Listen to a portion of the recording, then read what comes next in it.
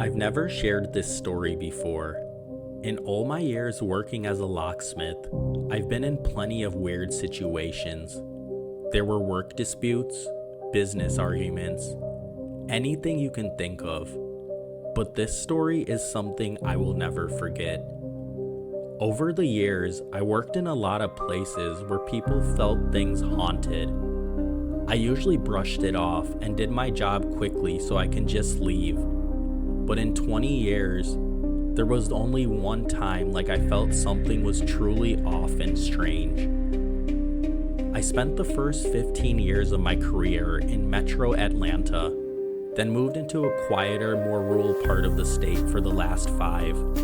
One day, I was called to a brick house that looked like it had been built in the 1930s. It sat right next to a 2-lane road that was pretty busy. From the outside, it looked like a normal house, but the trees and bushes around it were so overgrown that the shadows made the place feel a little off, even though I didn't think of it much at first. Inside was a different story. The house had clearly been remodeled many times, but nothing matched. The layout felt strange and uneven. The air inside felt weird right away.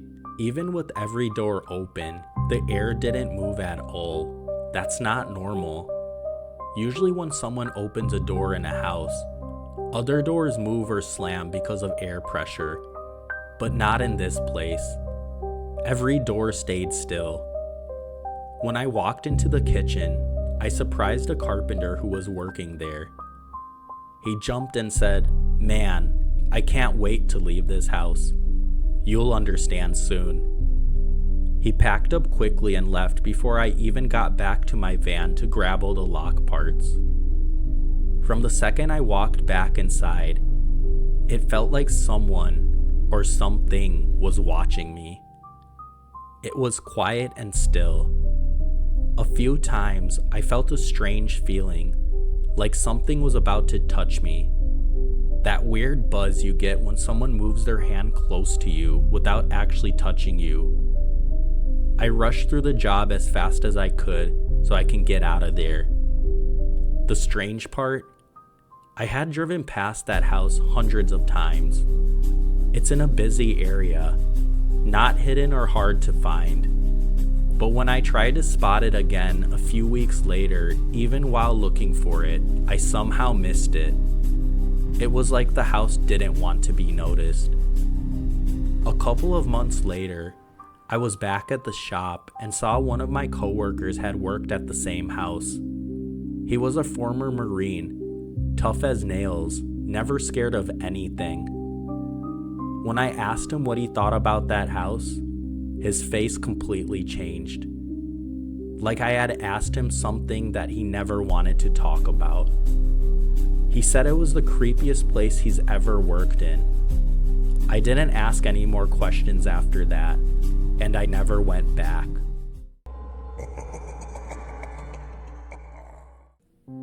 I work at the Discovery Channel telescope, which is deep in a well-known national forest. Most nights, it's just me, the telescope operator, and one astronomer on duty. One evening, during hunting season, we noticed a curious elk wandering near the fence that surrounds our building. We could hear its calls through the speakers from the observation deck, and we can hear it walking around when we stepped outside. It hung around for about 30 minutes before it finally moved on. An hour later, we heard several loud noises in the distance, like someone might have been out in the woods, even though signs clearly say there's no hunting allowed within 1.5 miles of the facility. Since the astronomer that night was busy with a long exposure photo that would take about 2 hours, I decided to walk along the inside edge of the fence. I had my headlamp on and kept spotting glowing eyes in the distance. More elk. It felt like they were trying to stay near us, maybe because they sensed something strange out there. It was eerie, but not the scariest part. Another hour passed, and I did the same thing again. walked the inside of the fence looking for those same reflections from their eyes. But this time, all the elk were gone. I was about to head back inside when I heard someone clear their throat. A man was standing outside the fence near the gate.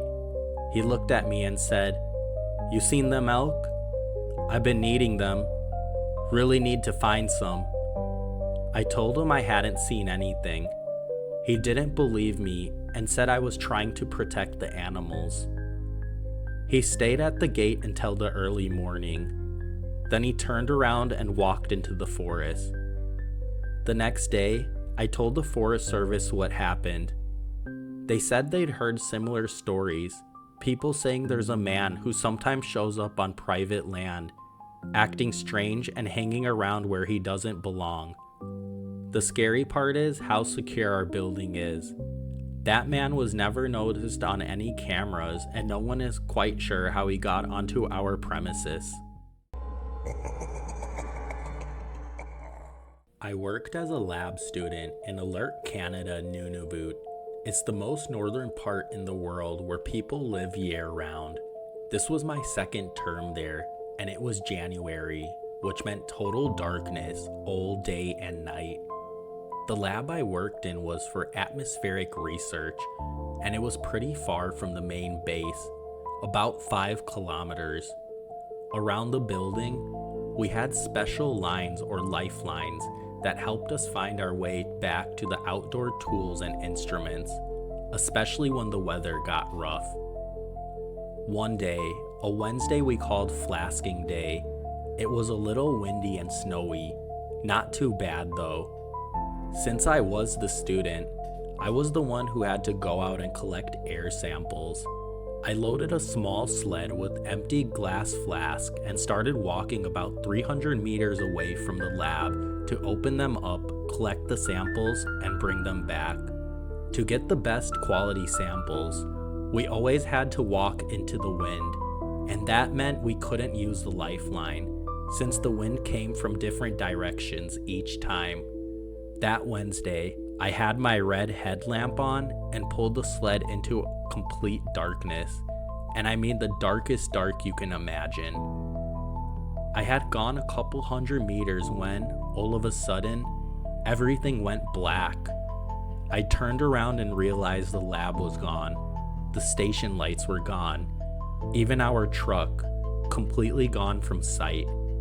I was standing alone in pitch black, with only my headlamp and the sled full of empty flask.